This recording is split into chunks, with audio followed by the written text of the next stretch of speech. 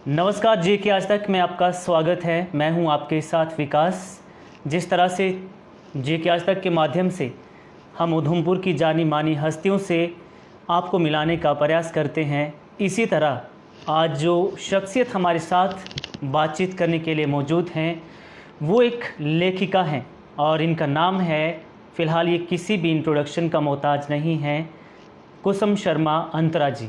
और बहुत सारी किताबें इन्होंने लिखी हैं और किस तरह से एक लेखिका का सफ़र जो है इन्होंने स्टार्ट किया और शुरुआत कहाँ से हुई, इन्हीं से हम जानने का प्रयास करेंगे। और आज की डेट में इनके कौन कौन से प्रोजेक्ट्स पे काम चल रहा है, इसके बारे में भी, इस विषय में भी हम विस्तार में इन्हीं से जानने का प्रयास करेंगी।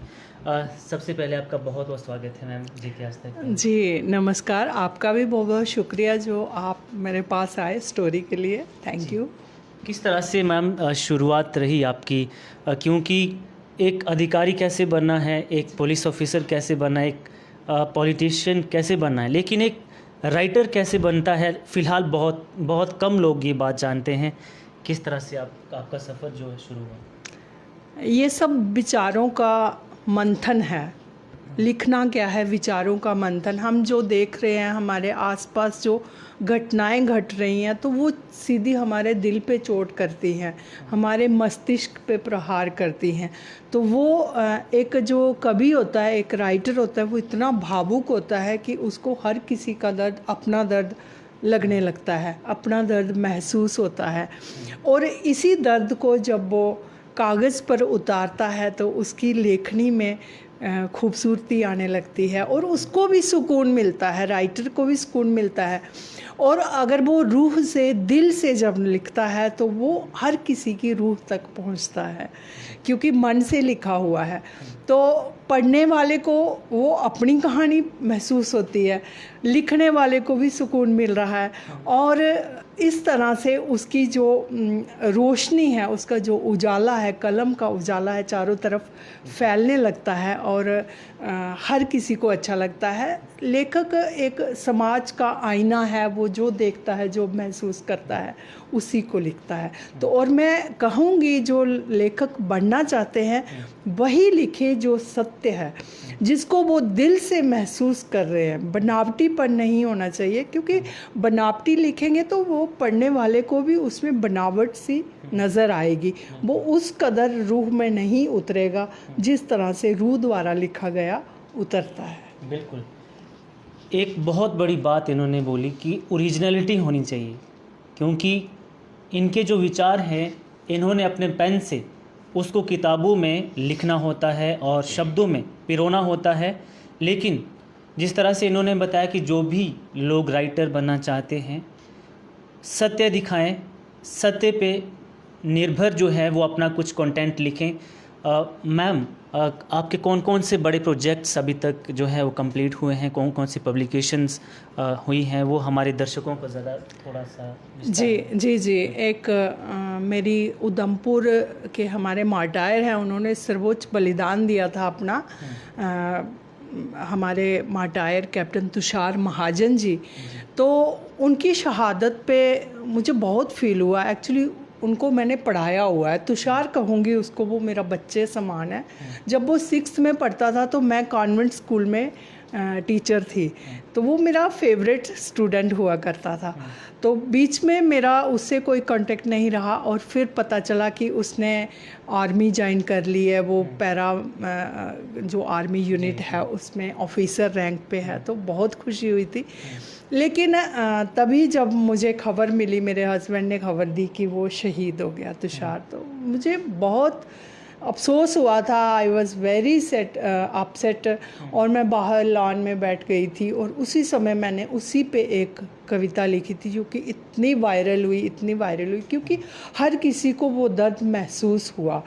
पूरा दुनिया का, मतलब पूरी जनता का सैलाब उमड़ पड़ा था उस दर्द में। तो उसके दर्द में लिखी गई बहुत सारी कविताएं जब एकत्रित हुई तो एक पोइट्री का रूप ले लिया उसने। अंतरा कविता संग्रह आई, फिर उसके बाद ग्रंथ रत्न श्री परशुराम आख्यान, परशुराम जी पे मैंने अलग से ग्रंथ कोई नहीं था, तो सारे सनातन धर्म पे कितने भी हमारे ग्रंथ हैं उनकी स्टडी करके तो उन पे लिखा था। उसके बाद मुझे गज़ल का बहुत शौक़ है, बहुत ज़्यादा, सुनना और लिखना। फिर मेरे 3 गज़ल संग्रह आए, ये हसरतों के दीप, ख़याल अंतरा और तेरे जाने के बाद। तो ये कुछ भावनाओं को, बहुत सारी भावनाओं का मेल जोल संगम है इन गज़लों में।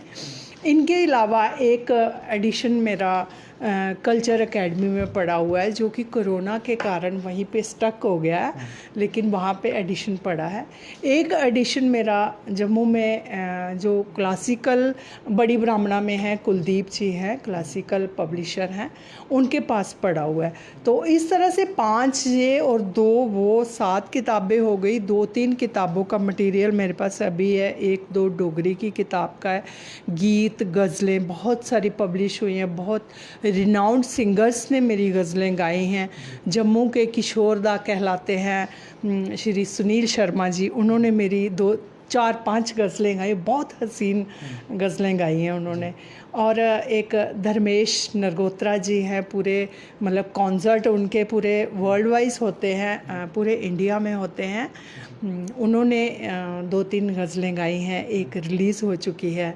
एक दिल्ली में है मेरे सिंगर भाई जी है, उन्होंने, अब मुझे नाम नहीं आ रहा उनका, उन्होंने मेरे रियाज़ मलिक जी, सॉरी, उन्होंने बहुत खूबसूरत गज़ल गाई है। तो इस तरह से मेरी बहुत सारी गज़लें पब्लिश हुई हैं और अच्छा लगता है कि लोग कदर करते हैं, लोग सुनते हैं।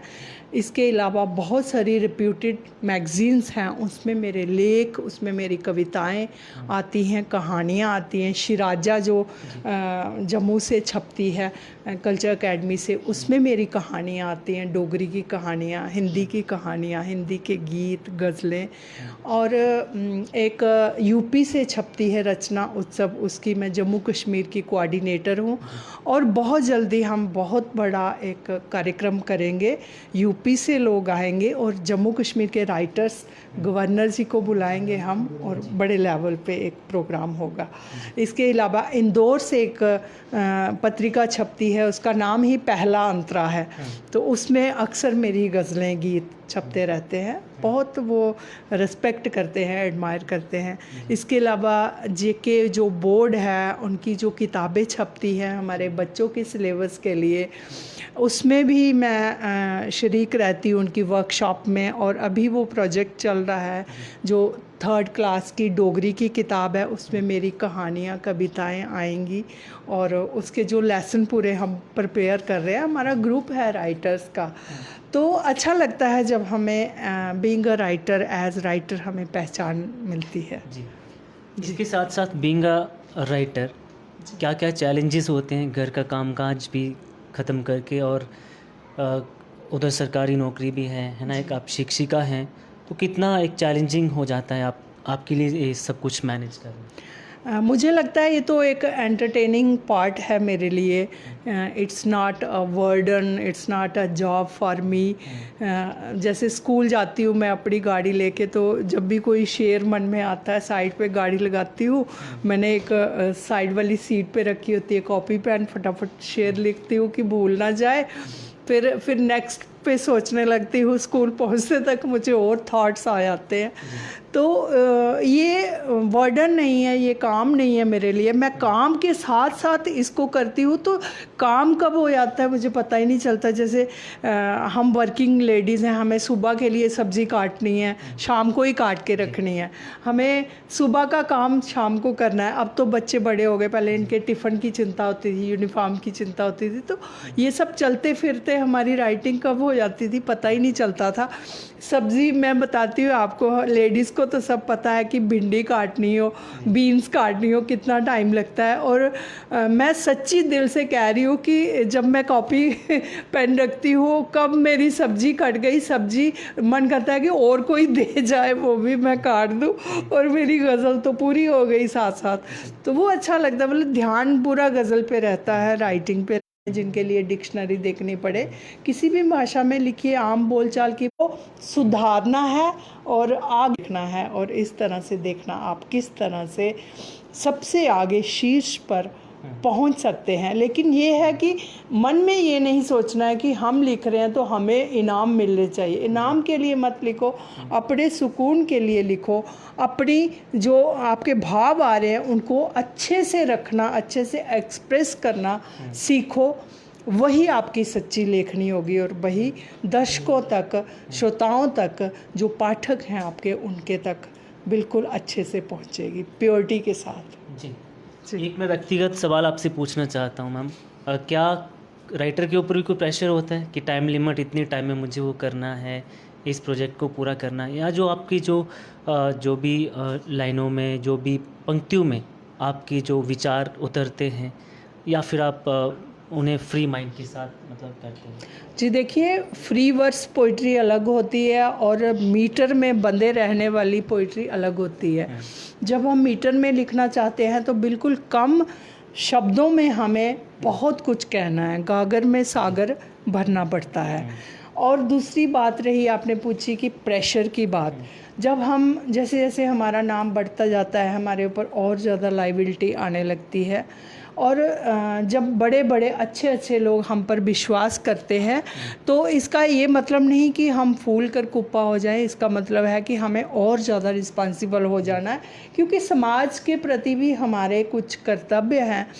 हम उन चीज़ों को उजागर करेंगे तो चेंज आएगा, सोसाइटी में चेंज आएगा। सच्चाई के लिए बोलना, सच्चाई के लिए खड़े होना, सच्चाई के साथ चलना, ये हमारा पहला कर्तव्य बन जाता है। और फिर जब हमारे पास प्रोजेक्ट्स होते हैं, जैसे हम कोई और अच्छा राइटर है, वो चाहता है कि मैं उनके लिए रिव्यू लिखूं, वो हमें पुस्तक देगा, हम पुस्तक पढ़ेंगे, फिर रिव्यू लिखेंगे, तो वो रिव्यू भी उसी स्टैंडर्ड का होना चाहिए जिस स्टैंडर्ड का लेखक है, जिस स्तर की किताब है, उसी स्तर का रिव्यू होना चाहिए। तो ये सब चीज़ें तो आनी ही चाहिए अगर हम लेखनी पे कार्य कर रहे हैं, या कोई हम कार्यक्रम करता है, किसी की बुक का विमोचन है तो वो बुलाता है, हमें जाना चाहिए। क्योंकि हम एक ही परिवार के, एक तो हमारा घर का परिवार है, दूसरा परिवार हमारा लेखकों का है, उनका साथ देना बहुत ज़रूरी है ताकि कल को हमारा कोई कार्यक्रम हो, वो आएँ, वो हमारे लिए तालियां बजाएं, वो हमें प्रोत्साहित करें। उसके लिए ज़रूरी है हम उनको प्रोत्साहित करें, हम उनके लिए कुछ करें।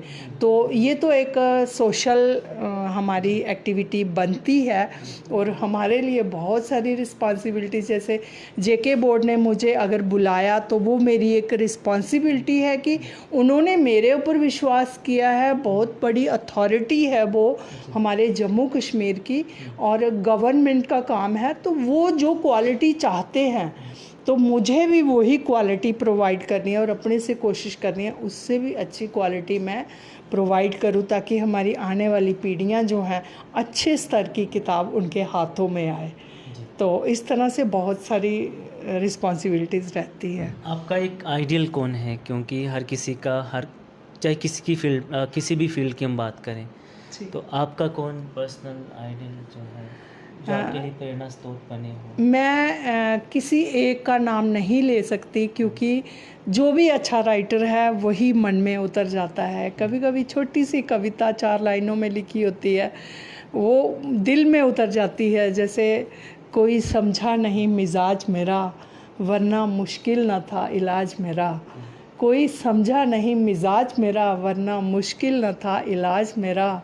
मैंने रखा वकार अपना बुलंद, वरना किसको था यूं लिहाज मेरा।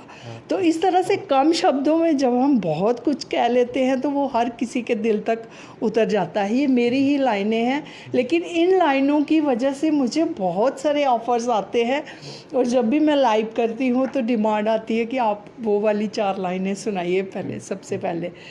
तो इस तरह से कोई भी राइटर अच्छा हो सकता है। किसी का भी ऐसे पुराने स्थापित राइटर हैं, उनको तो हमने पढ़ा हुआ है, बहुत अच्छे गज़लकार हुए हैं, बहुत अच्छे कवि हुए हैं। हमारे पंत जी हैं, निराला जी हैं, त्रिपाठी जी हैं, सूर्यकांत, है ना।